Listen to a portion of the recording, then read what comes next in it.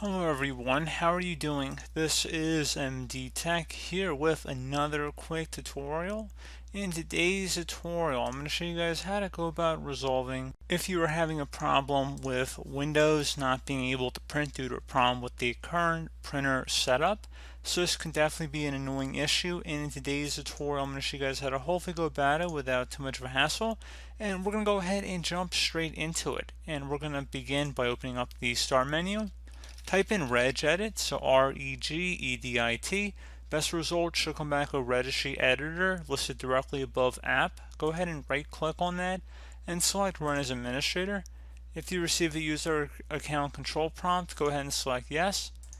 And now before you begin the registry, I would suggest you create a backup of it. So if anything went wrong, you could easily restore it back.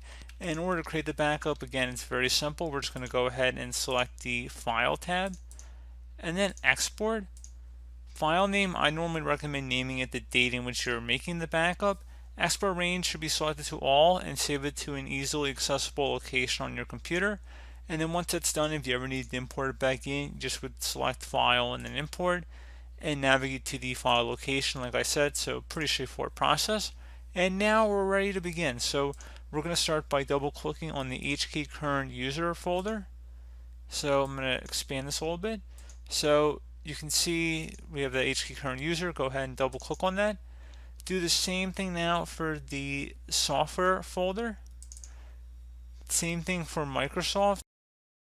Scroll down until you get to Windows NT. Go ahead and double click on that.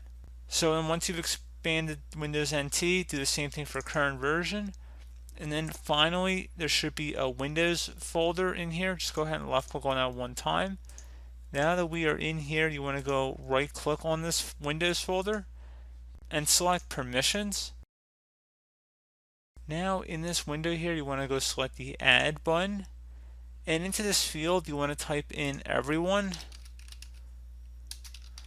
select check names, and once that's done, select OK.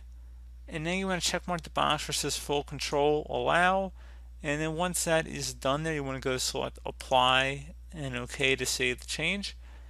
And at this point we can go ahead and collapse out of the registry editor here. I would suggest restarting your computer at this time as well, so go ahead and restart your computer.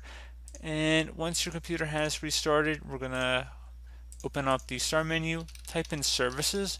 Best match should go back with services listed directly above app. Go ahead and left click on that.